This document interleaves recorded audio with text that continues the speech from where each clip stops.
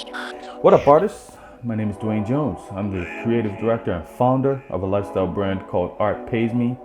This is the Art Pays Me podcast, and I'm passionate about finding ways that people like you and me can make a living for ourselves off of our creativity. And, maybe we can make the world a better place at the same time. Let's get into it. So, welcome to Art Pays Me. We have someone who is I'm gonna make it weird for a second, Tina. I'm sorry. A great influence. She's a great influence on me. And Tina Essmaker, I want to ask you, what is it that you do? Well, I do a few things, and I've had many iterations of my career and several reinventions, but currently I am a coach who helps creative professionals get to the other side, which means helping people figure out where they are, where they want to go, and how they can build a bridge to get there. And then in addition to coaching, I do writing and speaking also around the same themes that I, tackle in my coaching practice. So helping people think more sustainably about their careers, helping people take action, helping people reimagine what's possible for their work and lives. Very cool. Very cool. So you mentioned like what you're doing now. Hmm. The way I discovered you actually had a major impact on me as a creative years ago. So I discovered you through the Great Discontent, Hmm. and in those days, I was like lost. I was trying to rediscover my creative side and trying to figure out what I wanted to do with my life. And working a day job, I was like, but I want to do something more. I want to do something with more meaning. And I came across the Great Discontent, and you know, I was introduced to a whole world of creatives that I had never known before and got to learn their stories. And uh, I actually even started to do my own interview series.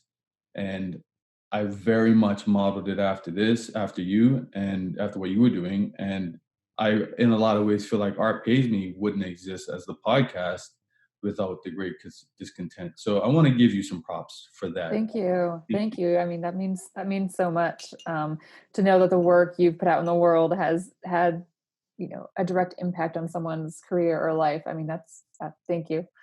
Yeah, and also like you've always been a strong advocate for diverse voices, and I really appreciate that too. It's just uh, in the creative industry, sometimes we don't always Mhm. feel there's as much representation, and I always appreciate that you've been an advocate in that way. Thank you. Um, so where did you grow up? I was born and raised in a small town in Michigan called Port Huron. It is the boyhood home of Thomas Edison. We have a small statue there and a little museum in a train depot. Hmm. um, yeah, and it's about, 60 miles or so from Detroit. Um, do you want to know more? Yeah, yeah. Like, so did you like when people ask you, do you generally feel like you're a Detroit person, or is it like no? Yeah, I feel like, I mean, Detroit was the biggest city that I lived near, and I didn't spend a lot of time there as a kid, but as soon as I was old enough to drive and I had my license in a car, um, my friends and I would often go to Detroit for shows and see, musicians that we were into. There's always a lot going on. I mean, Detroit's having a real boom right now and a renaissance, but even back then, it's always been a great music city. So or going to the DIA and looking at art, or going to see one of the many sports teams. So yeah, I definitely identify with being from the southeastern part of Michigan. Hmm. And even now that I've lived even though I've not lived in Michigan for I think 8 years or so, I still feel like a Midwesterner, definitely. Yeah, it kind of carries with you. I was born in Bermuda, and I don't think I'll ever not. And I currently live in Halifax, Nova Scotia, in Canada, and I'll never not be a Bermudian. I can't. it is what it is. Mhm. Actually, funnily enough, Detroit is the first place that I ever saw snow, when I was like 5, I think. So, Yeah. I always got We get there's lots of it there. Yeah, yeah. yeah, I know I see lots of it all the time, so it's, interesting. And, like, so what were you like as a child? Were you, like, a creative type, or what were you like? Well, I mean, I think we're all creative as children, Mhm. because we don't know the rules yet, right? We don't know. No one has told us you can't do it this way, you can't do it that way, and so we just um, carry on and use our imaginations in a way that makes sense to us. And so, yeah, I think we're all creative as children. I was definitely creative. I had a huge imagination and spent a lot of time reading from a young age. So I was very much into stories and books. And I would get in trouble because I would stay up reading very late, you know, using my nightlight to read, holding the book up to the nightlight. And, there'd be like multiple check ins and I would not be sleeping, and sometimes I would try to pretend I was sleeping, but I would always get caught, and it's like, "Okay, put the book down," and, I would negotiate, "Okay, 1 more chapter."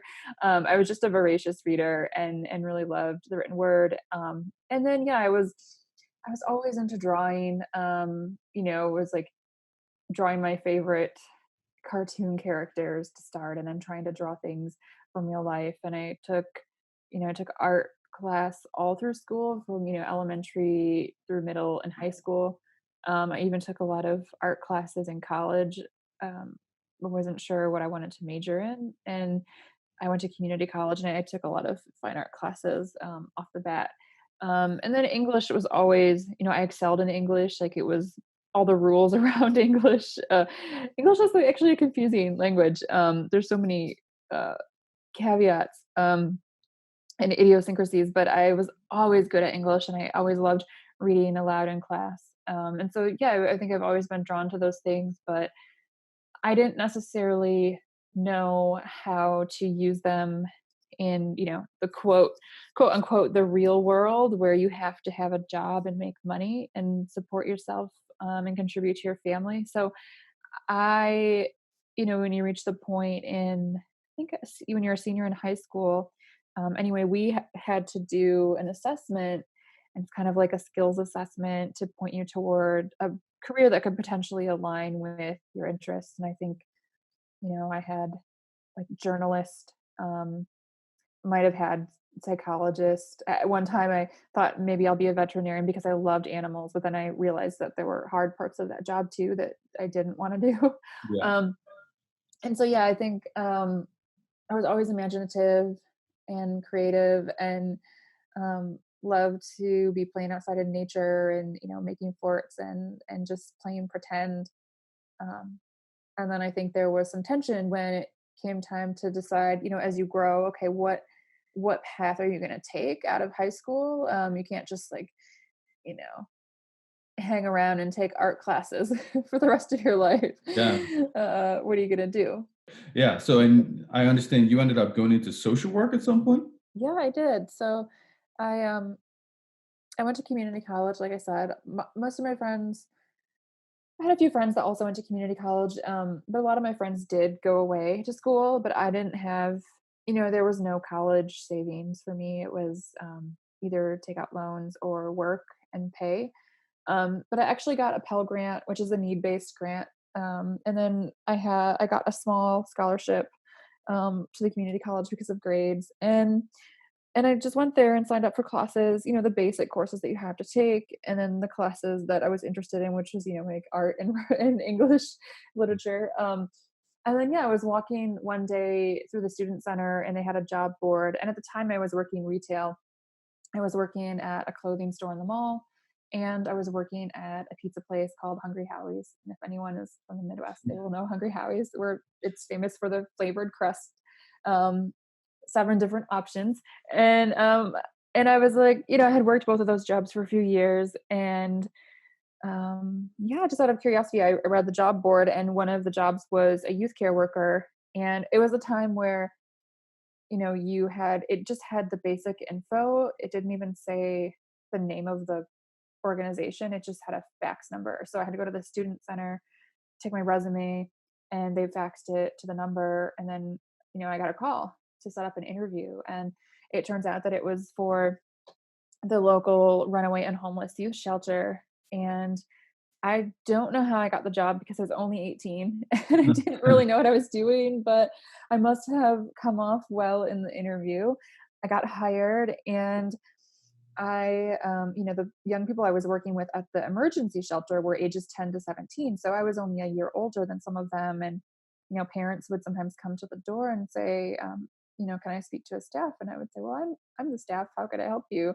So that was really an interesting experience for me. But I saw the social workers who worked at the shelter, and they were doing individual and family meetings, working to reunite families, and or help the young people we're working with find more permanent housing. And I really liked this idea of helping someone in a tangible way. And I've always deeply cared about people, and I've always had a high level of empathy, just naturally, for people and animals and in the world. And so I really tapped into that when I was working at the shelter, and I decided to change my major.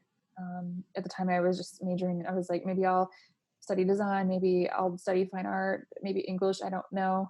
And I declared my major social work. And I'll never forget, I had a teacher, David Korf, Professor Korf. I had him for art history and a few design courses, and he just, I told him I was switching majors, and he said to me, Tina, you're creative and you'll always be creative. And I said, I know, but I need to do this. And what I thought I was doing was, taking a path that was more defined, because I just didn't know how to move forward, taking random courses here and there with my interest in creativity. I didn't see a path forward, especially a path that could sustain myself. And I didn't come from a family that had money.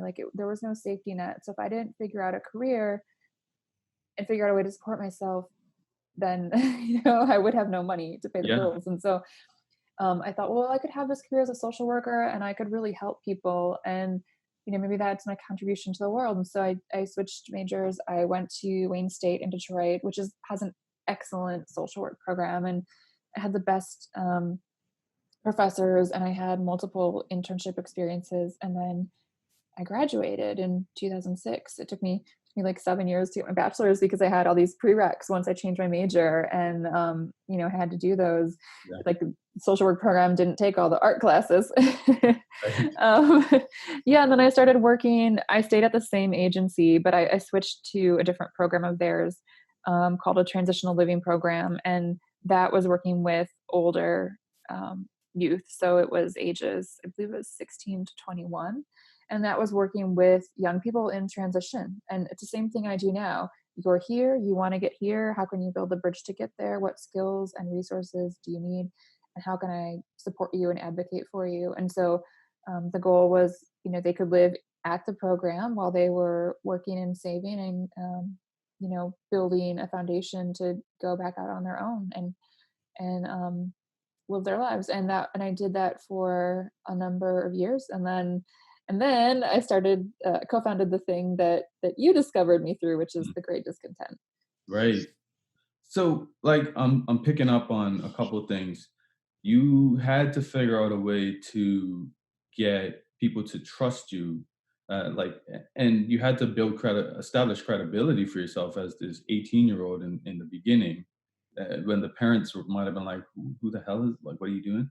Uh, so there's that. So today, as a coach, like, you really need to have the trust and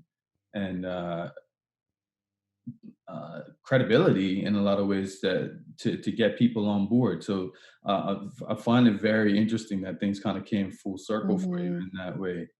Um, like, in terms of your clientele today, like, what are some of the common challenges that they tend to have? Yeah, that's a great question. And just to note, I mean, you're absolutely right. I thought when I left social work to do the Great Discontent, which was a creative endeavor, I thought I was leaving social work behind forever. But the joke's on me because it's come full circle. And now, everything I've done since social work has been influenced by social work and the education and experience I had. So yeah, the coaching clients, I mean, I would say 9 out of 10 coaching clients who come to me, they're in some sort of transition. They're either thinking about making a change, they're making a change, and they're feeling overwhelmed and not supported in the way they want to be. Or maybe they've just made a change and they thought that was going to solve their problem. And guess what? The challenge is still there. Just because we make a change doesn't mean that it's going to solve the thing we're trying to solve. And so people come to me because they're looking for a thought partner, they're looking for accountability, they're looking for someone who has an objective perspective. I'm not invested in my clients having a particular outcome like family and friends might be. I Mhm. really want them to work toward their goals. So a lot of the things that people come to me for are really just, you know, I'm here and I want to be there. And that can look like, I'm working full time for a company that no longer aligns with my values. Or, you know what, I've climbed the ladder of success and I should be fulfilled, but I'm not. Mm. Or I have, I'm a freelancer and I'm really thinking about the next level of my business and how I can get there. Or, I'm at the end of the season of my career. I know there's something else on the horizon, but I don't know what's next. So a lot of it is, it's just answering that question, what's next? And so many times what we ask ourselves is, well, how do I know the right thing to do?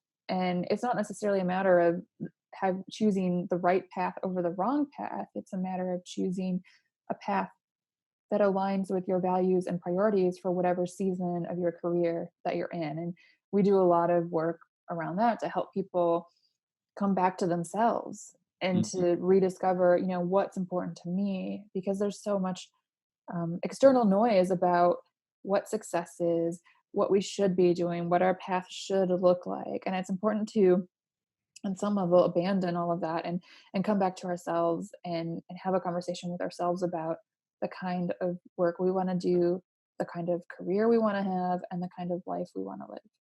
That's super important work, because, a lot of people will approach me as well and say, I've got this idea, or I've got a lot of ideas. I know I want to be creative. I know I want to do blah, blah, blah.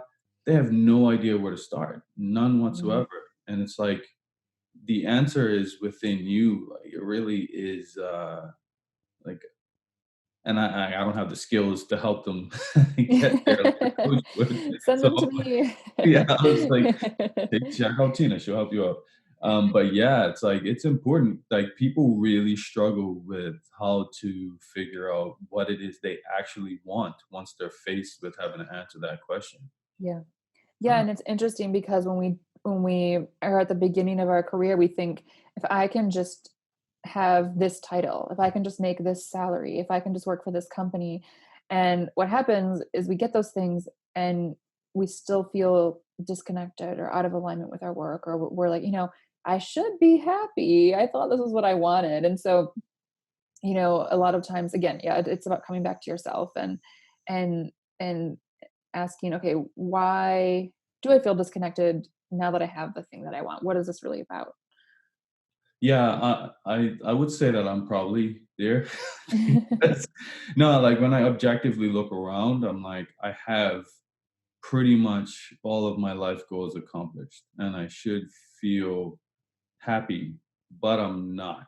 I'm not Right. happy all the time. And like again, that great discontent thing, I'm like, I did come to a point where I realized like creatives don't have to be depressed, don't have to be sad. Yep, yep, absolutely. And I learned from it and I moved past it. And now I feel like I'm slipping right back into that again. And so I'm like, there's some kind of misalignment somewhere that I got to figure out. Um, so yeah. Yeah, it's ongoing. I mean, it's not like it's like owning a car. Mm, You have to do maintenance work. The true. check engine light comes on and it's like, okay, what now? Or you blow a tire and you have to change it. It's just stuff comes up. You never reach a point in your career where you have arrived and you can just like coast and glide. So it makes sense. I think that, all of life is cyclical and we look at the seasons of nature, and I think our careers are similar in that we have seasons where we are feeling really restless and discontent and we're not sure what's next. And we have seasons where we're like, oh my gosh, there's so much abundance and I'm so, happy with where I'm at. And then we have seasons where, we're kind of in between and we're planning and laying a foundation and incubating an idea. So it's never the same. And that goes for someone who is independent as a freelancer and also someone who works for a company or organization, because even if you work for someone else, you can't take your career for granted. You can't, no one is going to drive your career forward. You really have to take ownership of it. So it makes sense that you're in that place after achieving a few things and, reevaluate and figure out, what's next? Why am I feeling this way? And then you can move forward and, you'll go through it again and again throughout your career. Yeah. Welcome to taking a non-traditional path. No, seriously, like, yeah, it's it's kind of terrifying. I see. I have the golden handcuffs right now. I have a day job, so Okay. I haven't fully jumped off the ledge in that way. Um, but I think that's what terrified. Like, in my mind, I'm a little terrified. Like, what if I did jump off the ledge? What happens? Yeah. That I'm gonna have to be comfortable with any kind of new transitions that happen, any changes that Yeah. may or may not go the way I expect them to go, and flow with it. Um, yeah. Is there anyone in the coaching space that you say you look up to, that you're like, when you decided that that's what you want to do, like, that's what I want to be, or is it just no? It just automatically, you just knew, you didn't have a model per se. Yeah, I didn't really have a model. I mean, I've always been interested in helping other people, and I Okay. think that for me, it was more of an aha moment when I realized I am interested in going back to my social worker roots, but I don't want to operate within, a system that is bureaucratic and tells me how I have to structure my work. And then really I felt sad about leaving the creative community when I transitioned out of the Great Discontent. I really wanted to continue doing work with creative professionals, and so I was thinking about social work. I was thinking about the creative community, and then I was talking to a friend at a party, and he told me he had been working with a life coach, and he really enjoyed the process because it was different than therapy. It was very action oriented, but the coach didn't necessarily understand the creative landscape. And that's when I had an aha moment that, maybe I don't have to go back to social work and abandon the creative community. Maybe I can integrate everything I've done into this coaching Yeah. thing. And I didn't really even know, I had heard of coaching, and, I think most people, when they hear of life coach, they think about, maybe Tony Robbins or someone like that in pop culture. And I don't think Tony Robbins even has training as a coach. I'm not sure. I don't really know much about him other than his name and that people associate him with a coach, Yeah. being a coach. But I didn't know anyone working in this space. I mean, I do now. I have, there's some colleagues who we've discovered each other and connected, but at the time I just thought, I'm going to combine my love for the creative community with my desire to help people in a tangible and direct way, and I'll get trained as a coach, and I'll just see if people in the creative community want to work with me. Because what was happening, when I was doing the Great Discontent magazine, there was a lot of inspiration being put out into the world through the magazine, and that was great. But what would happen is people would contact us and say, I feel so inspired, thank you, but I'm not sure what to do next, or I feel inspired but I also feel stuck. And I've always felt like I wanted to give more, but you just can't scale that when you have such a large community. And True. so coaching allowed me to kind of fill in this missing piece of, okay, you feel inspired and ready to do something different. Now let's talk about what that could be. And so it just felt like a natural progression, which I didn't plan. There was no master plan, but I just started telling people, I signed up for the coach training and started telling people, I'm going to be a coach for the creative community. And, I would tell people at events, I would tell people like I told John Maida, who's like a really well-known, designer and educator and just a great thinker. And I told him, just talking to him at a conference, and he's like, "What are you up to?" And I said, "Yeah, I'm gonna be trained as a coach, and I'm gonna coach creatives." And he said, "Oh, that's a great idea." And so I just started getting feedback from people who were saying, "That's a great idea. I could really use that. I know people that could really use that." And I started planting seeds before I was even trained, not knowing if it would work or not. But it did. Mm, that's very that's something we could pick up on, actually. Like, just putting it's almost like semi accountability Oh, partners. for sure. Yeah. Yeah, John Mayer is great, actually. I've been following him for a while, as well. And the people that you have been able to talk to, like, Mhm. how is that? Do you feel like you've just got like a brain full of all of this information that is like, or like, or is there like one consistent thing that you can say they seem to all be on this same page, these super successful creatives? Yeah. Yeah, I mean, um over the course of about 6 years, when I was working on The Great Discontent, I interviewed more than 250 individuals who work in different creative fields. So artists, writers, designers, filmmakers, photographers, comedians, like all kinds of creatives. And I think, first of all, they're just people too. Yep. And I had great experiences. People were, for the most part, really open and warm and welcoming. But what I realized is that most people, with a few exceptions, like Michael Beirut, for example, Mhm. has had a pretty consistent path, not a lot of change or transition. He's been working at Pentagram for a very long time, Yeah. but most people had many moments of feeling like, I don't know what I'm doing. I'm not sure about the path I'm on. I'm going to try something new without knowing what the outcome will be because I'm following my intuition. And I think that, one of the big insights was that these people I really admire and respect, whose work is well known, they have been in many moments where they didn't know what they were doing. And they still Mhm. feel like that. And so feeling like an imposter or feeling like, oh my gosh, people are going to find me out. I don't know what I'm doing. And that's normal. It's a normal part of the creative process and taking a non-traditional path. And then the other thing was that people, there was this pattern of people really following their intuition and being in touch with their own voice. And I think that that's a rarity now, because we can always input.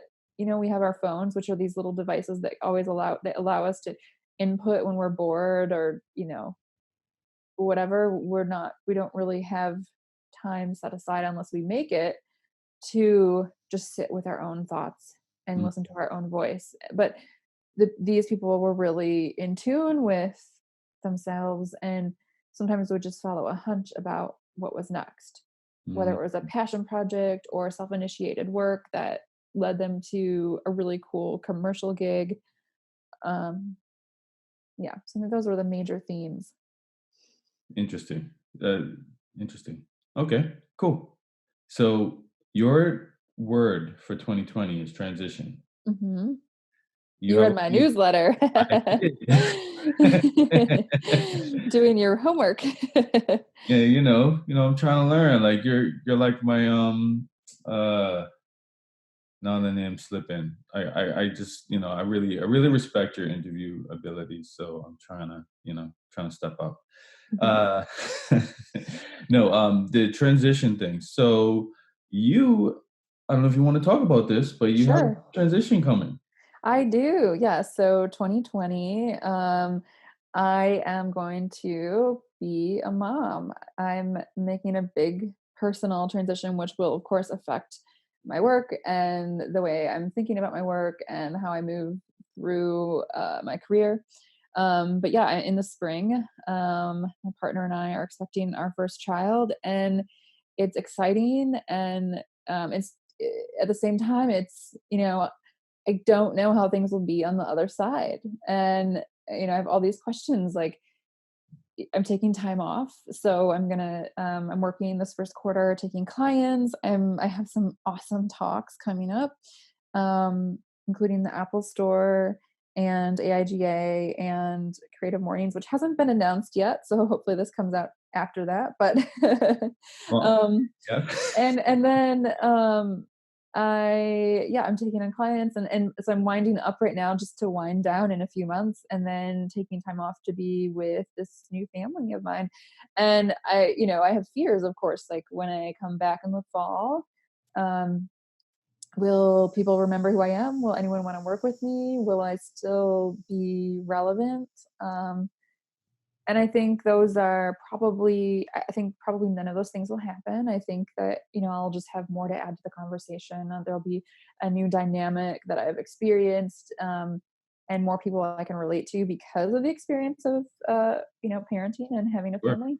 Um, but yeah, I'm back in this place, in the same way that I transitioned from the Great Discontent into coaching. And there was a period of time where I wasn't sure how things were going to go. It was this real place of not knowing. I feel like I'm going into that place again. So I'm just reminding myself, like, hey, you've done this before. The situation's different, the experience is different, but you know how to be in a place where you don't know what's going to happen and kind of hang with it and be okay with it. So I'm just trying to remain open. Um, Hey, which is hard when you feel like, oh, I just want to plan everything. But things never go according to plan, especially with babies and kids, right? absolutely. Yeah. I'm home from work today because one of my kids is sick, so I had to work from home. And like these kind of things just they happen all the time, and you kind of have to learn to roll with them. And it's for me, even like over the holidays, I damaged my car, so then it's like another thing, and then I Mm, start freaking out about that, and then like my wife had to remind me, like, Dwayne, this stuff is gonna continue to happen. We just gotta take it, move it, roll with it, and parenting is just it's just constantly like that. However, it's just an amazing experience. So thank congratulations you. on that transition. I'm excited. I was really genuinely happy for you when I saw that pop up. So Thank you. Yeah, it feels like, it's a whole new adventure, and um, something I wasn't sure if I would ever do. But I'm so glad that I am. And yeah, I'm excited to learn. I'm calling it, it's like, I'm going on maternity leave, but I'm calling it my baby sabbatical because I like the term sabbatical because I think it implies that, we're learning and growing and, discovering things about ourselves and the world. And that's exactly what I'm going to be doing. And I think maternity leave, sometimes people feel like you're just getting time off, which it's not time off at all. You're going to be very busy. right, right. So you know what? Actually, that reminds me. I listened to your interview with Stacey London, Hmm.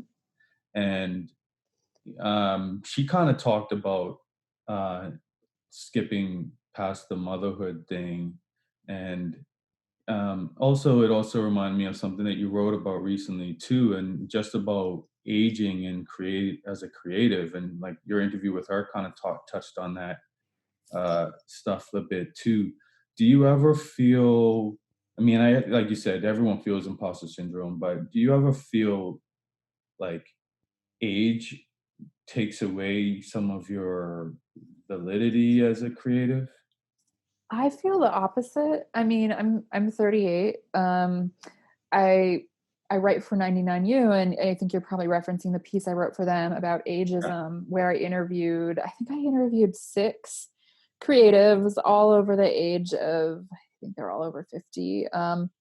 And some of them, most of them just did disclose their age. And, what struck me is that I went into the piece thinking, these people I'm interviewing are going to like warn me about all the pitfalls, and they're gonna, I thought it might, the conversations, I wasn't sure if they were going to be more focused on the downsides of aging and the challenges. But actually, it turned out that everyone I talked to said, yes, sure, there are challenges, but here's what I'm doing about it. And in fact, I see aging as an advantage. And I don't know, maybe that changes at a certain age, right? Because most of them are in their, I think they're all in their, 50s, and maybe a couple in their early 60s. But Yeah. um, I don't know. I feel every year, I feel like I have more wisdom. I feel more confident in myself. I still don't entirely feel like, oh yeah, I know 100% what I'm doing, but I know my voice more and more. I am trusting my intuition more and more. And I think that some of the pressure to keep up with peers, or be cool or be in the in crowd, like I just don't care if I'm cool. I want to do the work that I'm here to do. I want to spend time with the people I care about. I want to invest energy into the things that are important.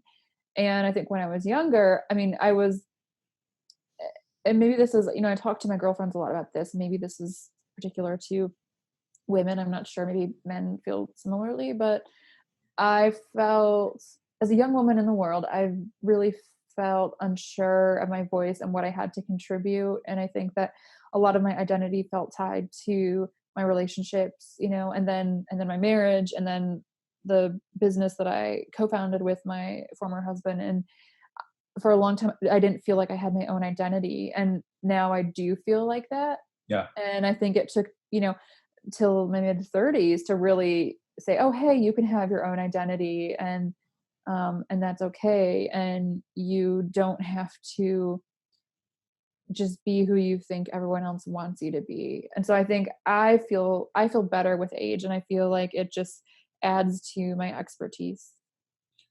That's a great point.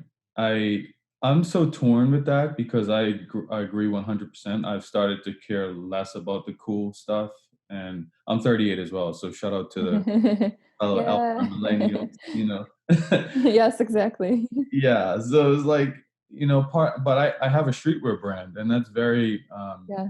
youth culture focused. But then I look at it, a lot of the bigger brands and whatever creative directors there are older than me or in my age bracket, but they have achieved a lot greater success than I am. So then I start feeling like I've wasted a lot of time, and all that imposter syndrome kicks in again. But at the same time, I'm starting to really care less about trying to cater to what like a 20-year-old might think. And it's great if they like what I'm doing, but I would just rather do something that feels real to me. Yeah. Um, and that part of it does feel great. But it does every now and then I'm still like, but I still kind of want to be cool sometimes. Sometimes. Um, yeah, and I think too also though, I think and you may feel this way too, but I think it's important for people in the creative industry to remain connected to Mhm. what's contemporary For in sure. some level. Yeah. So a lot of times I feel younger than the people I tend to hang around because they're not in the creative industry, just because I'm listening to what's new in music. I'm checking out what's happening new in visual culture and Yep. meme culture and all that kind of stuff because I feel like I need to as a creative. Um, and that keeps me feeling young, even if my body isn't necessarily young. I think Stacey London kind of hinted to something like that, except her friends were younger instead of older. Yeah, Yeah, I think that, yeah, I mean, I feel like um, working in a world, in a creative field where things are less traditional, it feels like there's more room for um, aging, in that you can be doing work that is, you know, feels fresh and new and young despite your age. I mean, look at all of the creative directors and, fashion people in fashion, or like, hip hop artists who they're old now. They yeah, I have know like it's crazy, fashion right? lines because they have a youthful spirit, and they have their pulse on the culture. And I think part of that too is, as we age, it's important to continue to innovate and reinvent yourself. And that was one of the themes that when I wrote the 99U article, people hit on that. Though they were still having success in their career because they didn't allow themselves to stagnate. Even if they worked for someone else, they had their own passion projects that they were working on at home. They were part of organizations. Maybe they taught. Maybe they were part of one person's part of AIGA, where he works with a committee where it's like mostly young people, and then him. And he's like, they keep me young. And so I think there are ways to stay plugged in and have your pulse on what's going on without feeling like you have to be, you know, um, you don't have to fit in with all of that, but you can still be among it and be aware. Hmm. Yeah. Yeah. That's 100% on point. So with that note, is there anything else that you'd like to sort of promote that you're working on or that's coming out? Or Yeah, I mean, I'm in a place right now where I'm not, really creating or producing new work. I mean, taking a lot in and, resting and um my body is making a human, so that's that's a lot of work. So I feel like for me, I mean, the big thing right now is I'm taking on clients for the first quarter, and I am doing so. Well, I guess one thing that I can plug. I'm always looking for letters. I write a column for Working Not Working. It's a coaching column where I offer free career advice to people who are trying to solve a particular challenge about their career. And so people write to me. And just share a few sentences about where they're at and the thing they're trying to figure out, and then I'll respond with some insights and maybe resources they can take a look at, and give them some homework, some steps that they can take to move forward. And so if people are interested in writing to me for that, they can email me at tina@workingnotworking.com. And people can also go to my site tinaessmaker.com and sign up for my monthly newsletter, and check out other places that I've written and upcoming speaking engagements as well. okay, great. Hey, you know what? I have a business question. Is it okay if I ask on the Yeah. show? So you do speaking, professional speaking. Hmm. Uh, how does one establish the credibility to get paid to speak? Yeah, that's a great question. So some of the speaking gigs I do are pro bono, some are paid. It just depends on the gig. And I have rates that I will, say this is my rate for speaking, but sometimes I'm okay with doing something pro bono. For example, I spoke at the AIGA New York chapter, was it 2 years ago? And they are a nonprofit, and their bylaws say that they don't compensate speakers. That may change in the future, but for now, for the local chapters, it's pro bono. But I was fine to do it, and I ended up getting 8 coaching clients out of that engagement, so it was well worth it Mhm. to let people know about my work and what I'm doing. Um, but, it's for me speaking, I think I started to get invitations to speak when I was doing the Great Discontent, but I didn't feel like I really had anything to say. I was more highlighting what other people were doing for work, and so sometimes I would say yes, but mostly I would decline unless it was a panel or something that I could easily participate in without having to do a lot of prep. Um, and then once I started my coaching business, I began to get more invitations to speak. And that started with I was the chair of the AIGA National Conference in 2017. And I had to kick off the conference with a 10-minute talk. And I just spoke about empathy and vulnerability. And, as one does, just Mhm. casually. But I shared a little bit about my path and the things I was thinking about in my work and life, and that resonated. And someone from How was there and said, "Oh, will you come speak at How?" Mhm. And then I spoke at How, and then people start realizing, oh, she's available to speak, and this is what she speaks about. And so really it was kind of organically for me, but then also I've, pitched people, whether it's an informal conversation or emailing and it's usually someone I have some kind of connection with or I've at least met before. Right. And I say, hey, these are the things I'm thinking about in my work right now. I would love to do something for your event because I think there's a lot of overlap. Do you want to have a conversation about it? And it usually starts pretty informal. And then, you go through all the logistics and things. But now I've been doing speaking long enough where on my site, I have videos. I also have podcast interviews people can listen to. And so I get more people approaching me to ask me to speak about things that I'm known for speaking about, Mhm. if that makes sense. So I think everyone takes a different path to it, but that's just what worked for me. Right. I'm starting to get asked periodically, none paid yet though. So I'm just kind of like uh trying to walk that line. Do I figure out, which is worth my Yeah. energy, which isn't, and that kind of thing. So One of the things, so I got really good advice when I was starting my coaching business. Um, I can't even remember where this advice came from, but essentially it's if you can say yes without resentment, then it's okay to say yes. And I mm, use this rule for, I do some pro bono coaching too. Like I'm a mentor for an incubator here in New York. It's called New Inc. It's part of New Museum. And I do that pro bono. And I do that because I want to give back to the community and I love it. But, then I have my rates for my coaching clients and that's different. And speaking, sometimes I get paid and sometimes I choose to do pro bono, but I am running a business and, my time is important and I can't say yes to every opportunity. And so I kind yeah. of weigh it like, is it something that is going to support my business goals right now? Do I have the time? What will I have to sacrifice to say yes to this if I'm not getting paid? Yeah. And just kind of weigh the pros and cons. So if you think it's worth it and you can say yes without later feeling resentful, like, oh, why am I doing this? They're not even paying me. Mm, Then go for it. But if you think you're going to get to a place of resentment where you feel like, "Ugh, I don't want to do this. I said yes. Now I have to. I'm not getting paid." You know how it goes, right?